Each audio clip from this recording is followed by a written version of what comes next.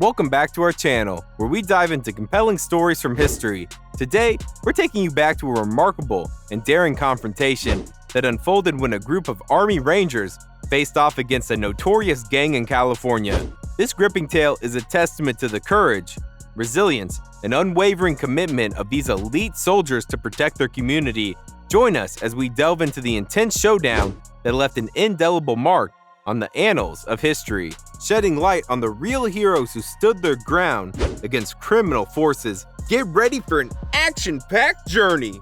On Saturday, September 23, 1989, an Army Ranger who had recently purchased a home on one of the most gang-infested streets in Tacoma, Washington, found himself quickly becoming a witness to various illegal activities happening outside his residence.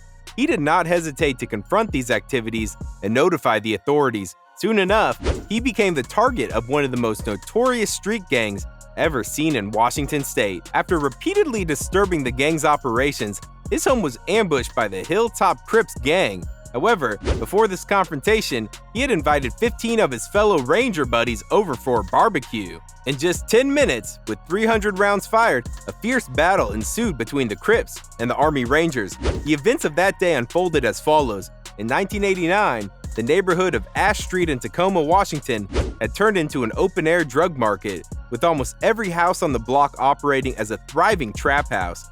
This surge in gang activity was a result of the crack epidemic, which had a devastating impact on the community and the economy. This period was marked by President Ronald Reagan's declaration of the war on drugs and his First Lady's Just Say No campaign. Tacoma had become the epicenter of gang activity in Washington state, with gangs from California moving in and exacerbating the situation.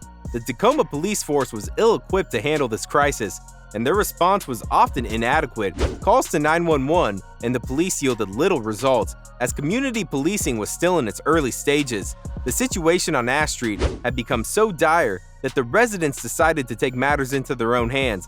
They formed neighborhood groups, protested, and documented the drug activities, all while tensions continued to rise. The police chief at the time, Ray Fateland, made a controversial decision to shift officers away from the Hilltop Crime Management Team to launch a community policing pilot project. As drug traffic on Ash Street slowed down, Sergeant William Folk, a member of the 2nd Ranger Battalion, 75th Ranger Regiment, decided to install a video camera on his window to monitor the situation.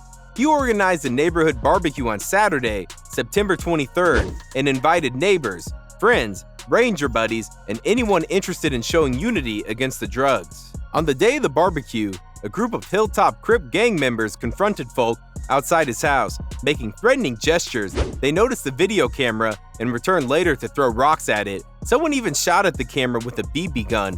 Folk and some Ranger buddies approached the gang members, urging them to stop their destructive behavior and seek a better path. The gang members responded with threats to burn Folk's house down and harm him. Folk decided to call in more Ranger buddies from the 2nd Ranger Battalion, asking them to bring their own weapons. This led to 15 armed Rangers gathering at his house for the barbecue, prepared for any potential confrontation. As the sun set, the Rangers took up defensive positions around the house, ready to respond to any threat. A few hours later, they observed a vehicle approaching with its headlights turned off.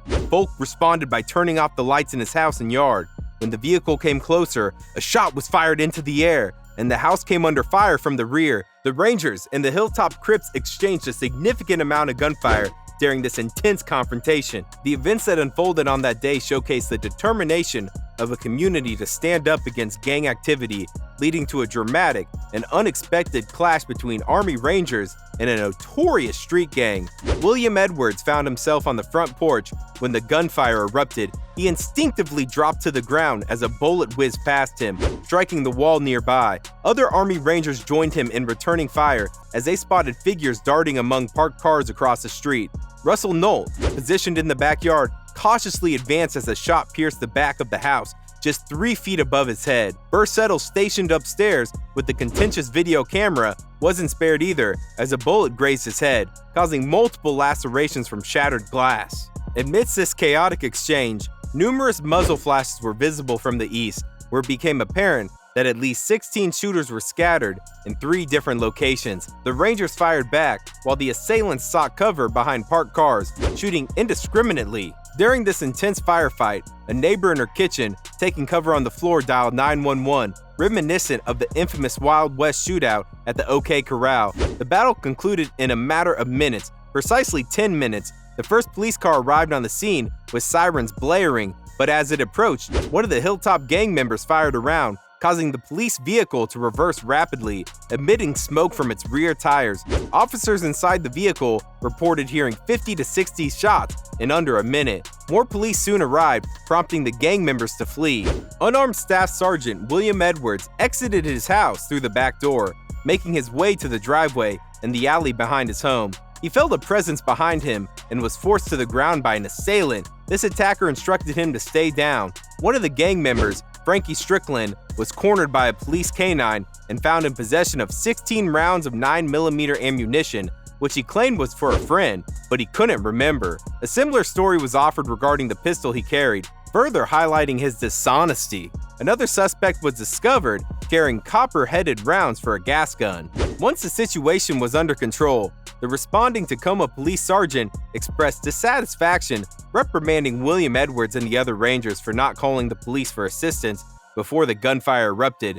In an astonishing turn of events, despite the intense firefight involving an estimated 35 individuals and over 300 rounds fired in the dark, there were no reported casualties or injuries. However, rumors circulated that injured gang members may not have sought medical attention due to various reasons. One unconfirmed account mentioned that a wounded gang member received treatment at a hospital in Seattle, which was over an hour away from Tacoma. Mayor Doug Sutherland at the time contemplated the declaration of citywide martial law to combat the escalating gang violence, drawing national attention. Tacoma eventually allocated resources to increase police presence, and Governor Booth Gardner even considered deploying the National Guard to Ash Street.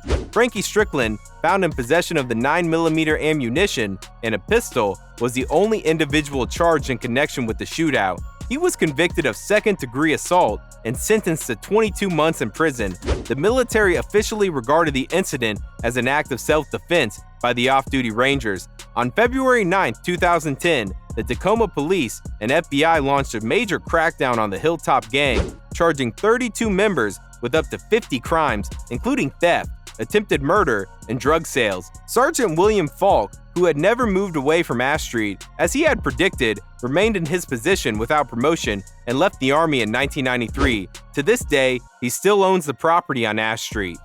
And there you have it, the incredible story of how a group of Army Rangers took on a notorious gang from California, showcasing the power of bravery and unity in the face of adversity. If you found the story as captivating as we did, don't forget to hit that like button and subscribe for more gripping historical narratives. We're always on the lookout for fascinating stories to share with you, so stay tuned for our next adventure through time. Thanks for joining us today, and until next time, keep exploring the pages of history with us.